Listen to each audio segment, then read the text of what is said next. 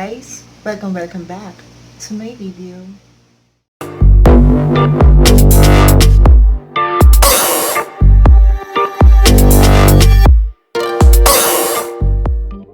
Magre-review ako ng dalawang product na meron ako. Ang isa dito ay ang eyeshadow na pinadala sa akin ng aking pinsan na si Ate Yayen. Pinadala niya ako ng makeup kasi ng birthday ko nga, hindi niya ako naregaluhan. Hindi ko alam kung anong eyeshadow to dahil hindi ko pa siya nabubuksan. Ang pangalawang product naman na i-review ko ay ang Strong Eyelash Adhesive Waterproof. Bumili ako ng panibagong adhesive kasi yung una kong adhesive, nung una maganda siya eh. Nung bagong bukas pa lang. Maganda yung dikit niya, matibay, hindi siya nangiiwan tulad ng ko.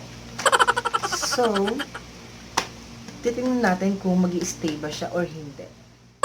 As you can see, naka-makeup pa po ako dahil kakauwi ko lang galing largahan. Alas 3 ng madaling araw pero hindi pa rin po ako inaantok. Nasanay kasi magpuyat eh. Nasanay ako may ka-text, nasanay ako may ka-chat, nasanay ako nandiyan ka, pero ngayon wala ka na. Pero di ko kaya bumitaw at ika'y masasaktan dahil pangako ko'y walang iwanan. Pero okay lang yun. Marami pang iba. I hope itong binili kong adhesive eyelashes glue ay marunong makontento. Marunong mag-stay. Char. Buburahin ko muna ang aking eyeshadow.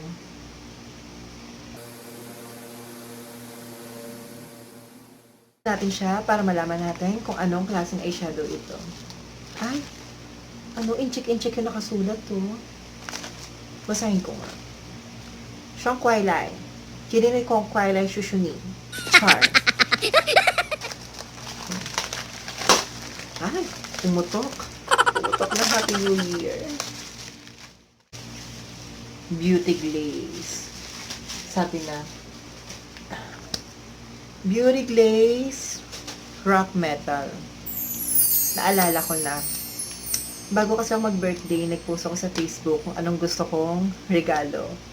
Isa ang Beauty Glaze sa pinost ko. So, Ate Mariel, thank you. Thank you dito. Actually, favorite ko talaga ang Beauty Glaze. Papakita ko yung isa kong Beauty Glaze na natin ko lang. Ito yung unang-unang Beauty Glaze na meron ako. Beauty Glaze Impressed by You. Kung makikita nyo, ngarag-ngarag na siya. Gamit na siya. In short, overfuck na siya. Charot. Ibig sabihin lang nun, ginagamit ko talaga siya at gustong-gusto ko ang pigment ng kulay niya. Dahil sobrang pigment to, guys. Hindi ko alam kung ano nung kulay meron si Rock Metal. Kung puro shimmers ba siya or puro matte. Ah. Tan tan tan tan. Wow! Dahil, ang ganda.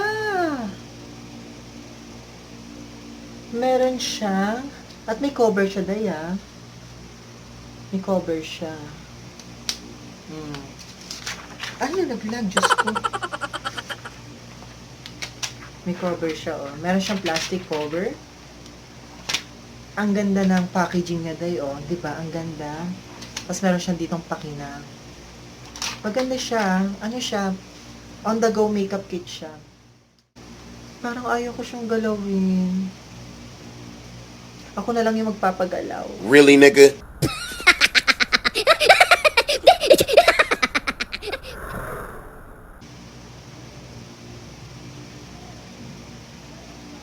Oh, diba? Ang creamy niya.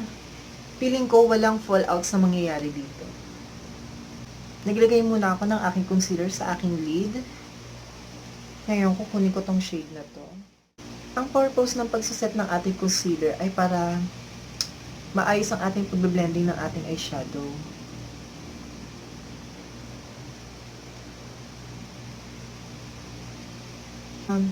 With the same brush, gagamit ako ng shade Camel. The next color I'm gonna be using is Putty, Patty, Cutie, or whatever this color. Inline lang natin siya sa ating outer crease. The next color I'm gonna be taking is Auburn. Itong gold na to. Nadaliriin ko na siya. For sure, mas maganda ang pigment niya kapag dinaliri.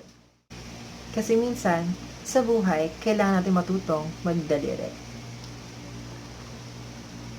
Nalagay ko lang siya sa aking lids.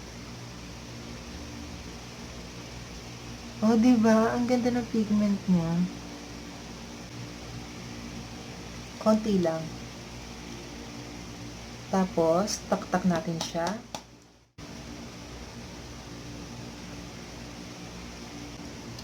And lastly, I'm gonna be taking Burgundy.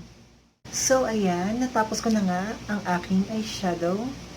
Naglagay na rin ako ng aking liquid eyeliner off cam. Dahil medyo mahirap yun. Kailangan natin mag-ruler, inch by inch. Kailangan sukat. Kamusta ang Beauty Glazed Rock Metal for me? Pigmented? Check. Blendable? Check. Magandang packaging? Check. May lamok, Diyos ko. Mag-ingat-ingat po tayo sa dengue dahil laganap ngayon ang dengue sa Pilipinas. In short, pasado siya. At ang second product naman na ating susubukan ay ang binili ko nga sa Shopee na Strong Eyelash Adhesive Waterproof. Titingnan nga natin siya kung marunong siya mag-stay. Ito siya. Ang pangalan niya is Mix Girl Waterproof Eyelash Adhesive. Clear. Ito kaya. Ito black.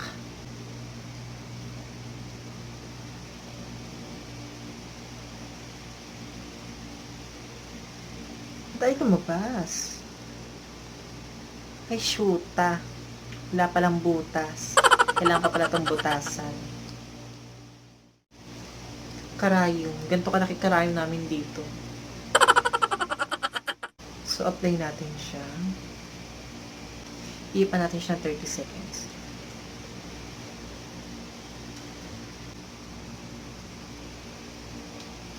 Oh my gosh. Oh my gosh. I think kailangan pa natin siya patuyuin ng onte. Ayan, dumikit na siya. Tingnan niyo yung differences na merong falsies sa wala. Pag meron kang fake eyelashes, yung mata mo, mas buka tignan. Dito tingnan mo parang singkit lang. Ngayon, tatry ko naman yung isang clear.